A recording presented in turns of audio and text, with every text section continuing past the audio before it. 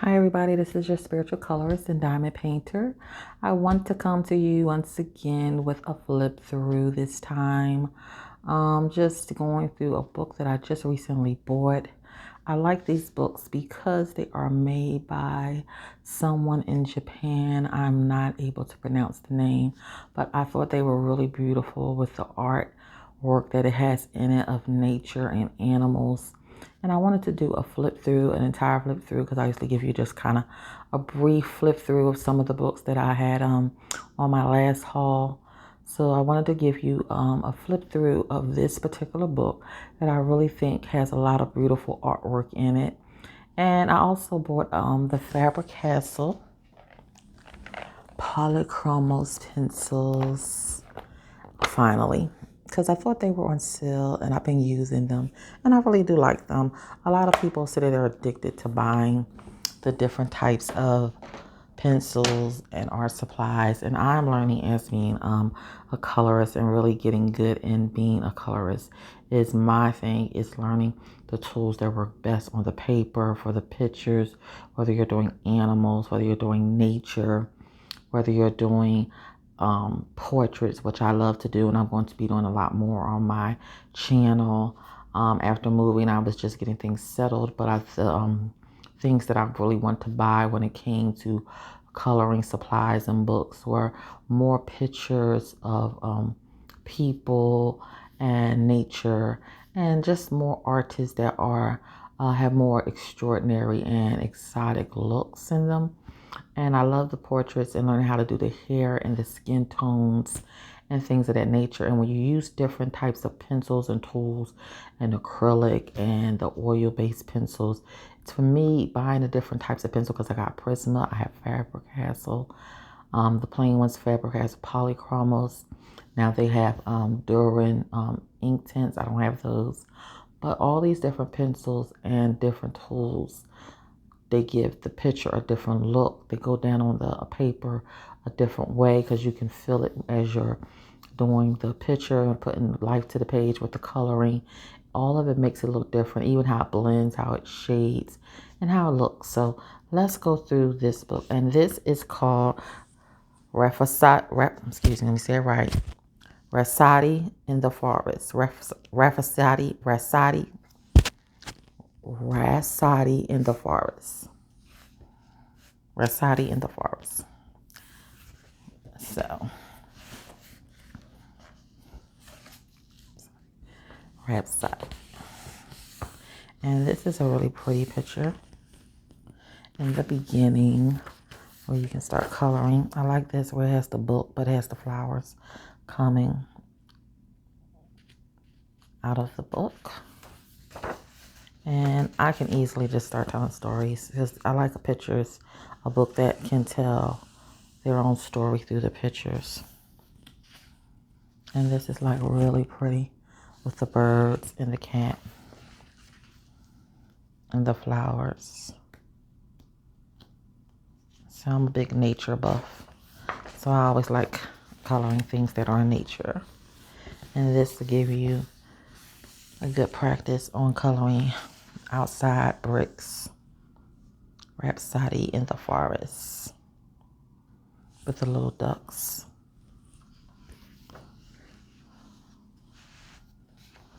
I have the other one too of natures and animals. And this is done by a Japanese artist. The bunny with his little flowers. Like he's going to remind me of Peter Rabbit. And this is like a plate of all different things with the rabbit and the plate.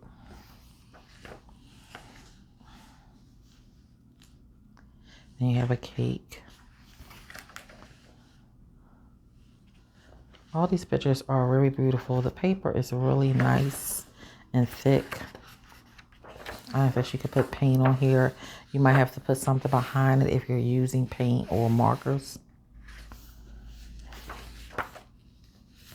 They are my favorite butterflies. These are stamps. Oh, that was cute. They have the little postal stamps on there. So, like a bouquet of flowers with the little chipmunks in the middle. This is pretty.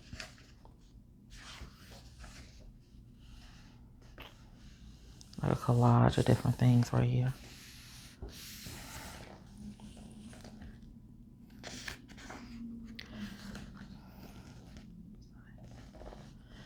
Have some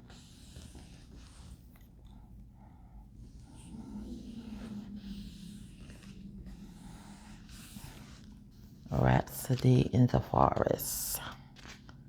And this is cute. I think he looks so cute.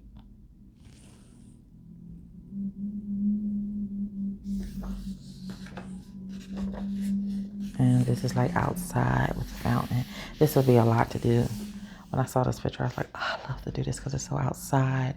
But this would take a lot of time.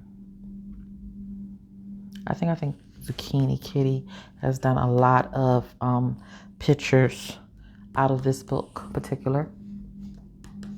And the other one with the picture of the animals and nature.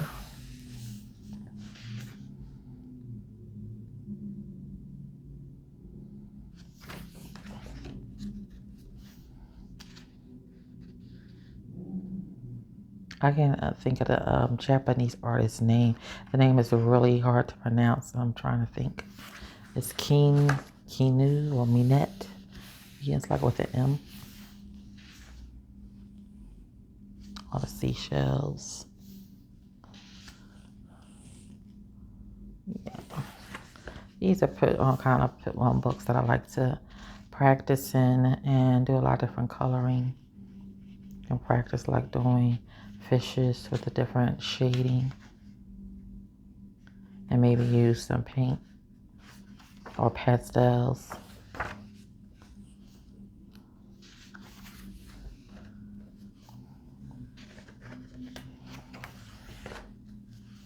I definitely like these because I like doing mushrooms.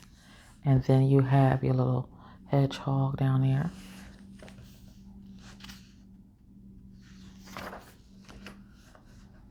And learning how to do fruit. That's one of the other things that I really like practicing is learning how to do fruits, vegetables, foods, making them really look alive and colorful and vibrant.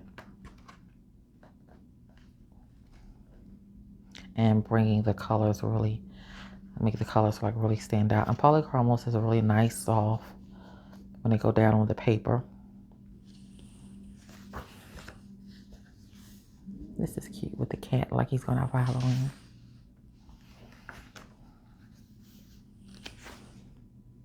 That's pretty. I like the outdoor scenes. You have to think as an artist, when people draw and make pictures in their minds and when they're doing something, even as a colorist, when you're beginning to get into your artistic mode, just thinking of what something looks like. If you're seeing fall scenes, spring scenes, if you're seeing something from the outdoors, the mountains, if you're seeing something particularly in your mind, because I like to sometimes think different, make it look like something you wouldn't see instead of something you usually would see, and how you would paint that picture, how you would make something look in your mind and make it stand out, or just make it look just as beautiful as something that you would see. So the creation of your own personal touch of how you make things look is, you form your own style. Coloring can also be a form of meditation for people. They say it's called coloring meditation because when you're coloring, your mind gets to relax and it becomes creative, and it works the different creative sides of the brain to really help the brain learn to think in more creative ways, to do things and see color from a different perspective and colors from a different visual. So they call it coloring meditation because we're thinking from our creative side of our mind. These owls are so cute, and I love owls. Owls are one of my favorite animals, or one of my spirit animals. So yes.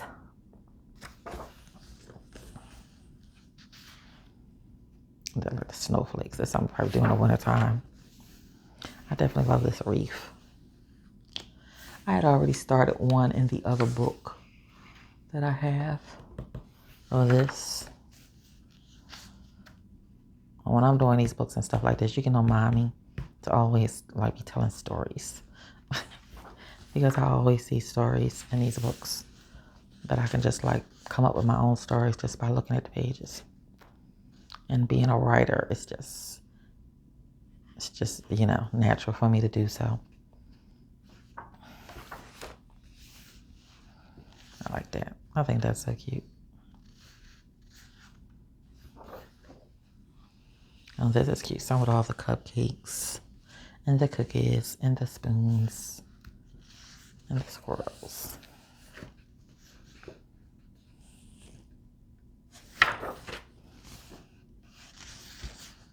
Something like this would be challenging for me because of how small everything is. Everything has to be so detailed. You really would have to color like, well, this part wouldn't, but everything is just like really small and detailed.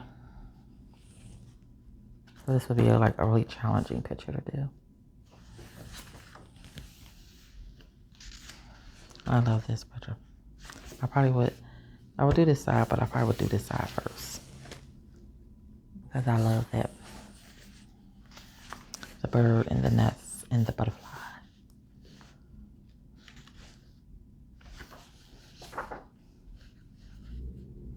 Then this is like Easter.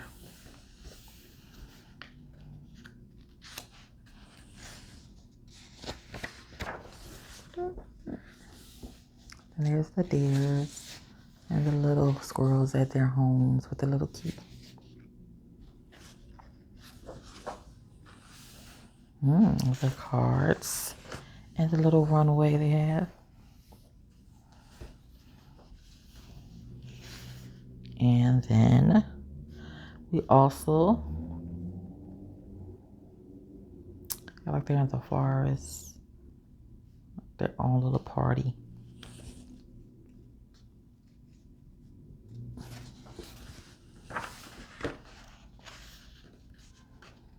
That's pretty.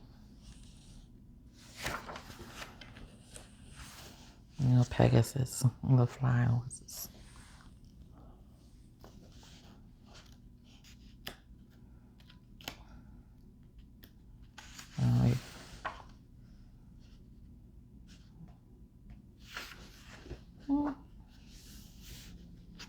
And this is a pretty page too, the color. They're inside the house, inside part, instead of outside.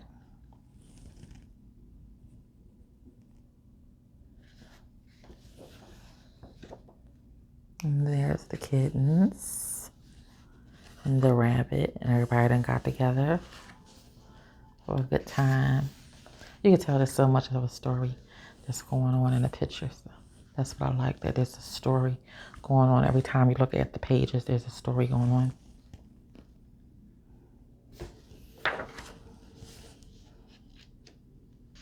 And that's the end of this book. And then I like it because they have the little postcards in the back. Postcards. And that's the end of the book. So that was the flip through of Rhapsody in the Forest. Rhapsody in the Forest. I always say the word wrong. So forgive me if I pronounce it wrong, but it's a Rhapsody in the Forest. And yes, if you don't have the book, check it out. There's other books by this particular artist. And if you like it, check it out. And if you like the flip through, please like and subscribe. And I'll be coming to you again with another video soon, as I'm going to do the Crazy Kirby-a-thon with Color Me Stress Free, because I do love Kirby myself, and I totally love Color Me Stress Free's her artwork and her page and her whole YouTube video and vibe as well. She's one of my favorite creative colorists on YouTube. so I will be doing that, and a Hannah Carlson picture for, supporting Hannah Carlson, because she, as I told you guys in the beginning, she was one of my very first favorite female colorists and artists, not colorists, but artists that I love. And I have many of her books, so I'm going to try to do the tag. I have to find it again, because I think Lucy Colors, Lucy Colors, God, I be saying her names wrong. Lucy Just Colors had put it out, and I want to do a page of hers, and because I have many of her books, in support of her, and praying that she gets well, and that all things will, work out for her good, and that she's getting better as we're praying for her and supporting her. I just got the Magical Dawn, because that was one of the books I always wanted to buy, and I hadn't bought it yet, but I just got that one. Maybe I'll do a flip through of that one and do a page out of it. Yes, and do like kind of a whipping color, whipping chat in color out of one of her books, because she has awesome, awesome, awesome books, and she is my favorite female artist for coloring. So you guys be blessed, stay safe, and do have a blessed day, and have a happy Valentine's Day, since the weekend is coming and Valentine's Day is coming up. And thank you for watching the video, and you have a blessed day. Bye-bye.